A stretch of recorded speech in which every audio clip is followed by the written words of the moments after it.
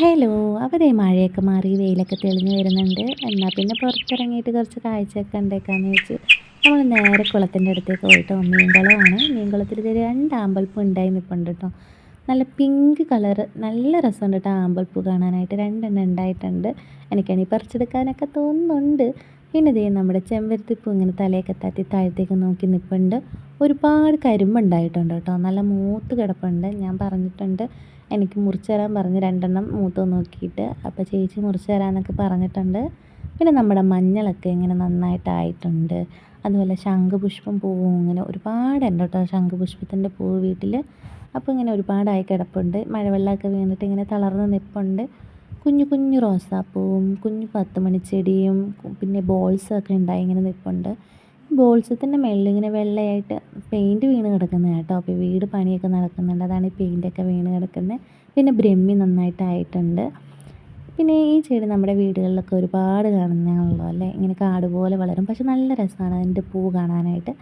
അപ്പോൾ അതെല്ലാം കഴിഞ്ഞിട്ട് ഞങ്ങൾ നേരെ ചക്ക ഇടാനായിട്ട് പോയിട്ടോ. അപ്പോൾ അത് നമ്മുടെ പപ്പായ മരത്തിൽ ഒരാളെ കണ്ടേ. കൊതുകിനെ പോലെ ഇരിക്കും ഈ പ്രാണിനെ കാണുമ്പം. കൊതുകാണോ അതറിയത്തില്ല. പിന്നെ അതിനെയൊക്കെ നോക്കി നിന്നു. പിന്നെ ദേ നമ്മുടെ ആര്യവേപ്പിലയൊക്കെ നന്നായിട്ട് വളർന്നിട്ടുണ്ട്. പ്ലാവ് നല്ല ഹൈറ്റിലാട്ടോ. അതുകൊണ്ട് ചക്ക നല്ല മുകളിലായിട്ടാണ് കിടക്കുന്നത്. പിന്നെ തോട്ടി കെട്ടി പറിക്കാനായിട്ട് ചേട്ടൻ നോക്കുന്നുണ്ട്. അപ്പോൾ ദേ ഈ പൂ ഞാൻ കണ്ടു കേട്ടോ. നല്ല രസമുണ്ട്. നമ്മളിതിനെ കൃഷ്ണകിരീടം എന്ന് പറയും കേട്ടോ. നമ്മുടെ പറമ്പുകളിലും തൊടികളിലൊക്കെ ഒരുപാട് ഉണ്ടാകുന്നൊരു പൂവാണ്.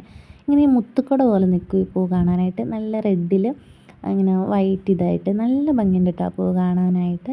പിന്നെ ദേ ചേട്ടൻ ദേ തോട്ടിയൊക്കെ കെട്ടി ചക്കയൊക്കെ പറിക്കുന്നുണ്ട്. എനിക്ക് വറുത്തുകൊണ്ട് പോകാൻ വേണ്ടിയിട്ടാണ്. നല്ല മൂത്തത് നോക്കിയിട്ടും കുറച്ച് മൂപ്പ് കുറഞ്ഞൊക്കെ നോക്കിയിട്ട് ഇങ്ങനെ പറിക്കുന്നുണ്ട് ചക്ക വറുക്കാനായിട്ട്.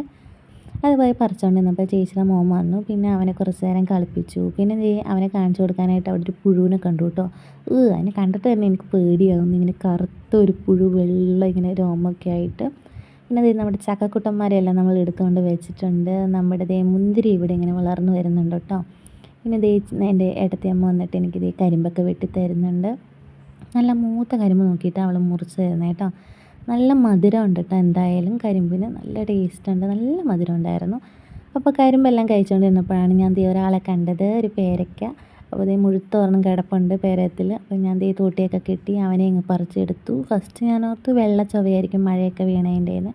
പക്ഷേ നല്ല മധുരം ഉണ്ടായിരുന്നു കേട്ടോ. അപ്പോൾ നല്ല മുഴുത്തൊരു പേരയ്ക്കയായിരുന്നു. അപ്പോൾ ഞാൻ ദേ അതൊക്കെ കഴിച്ചുകൊണ്ട് ഇങ്ങനെ അവിടെയൊക്കെ ഇങ്ങനെ കണ്ടുകൊണ്ടിരുന്നു. അപ്പോൾ എല്ലാവർക്കും ബായ്.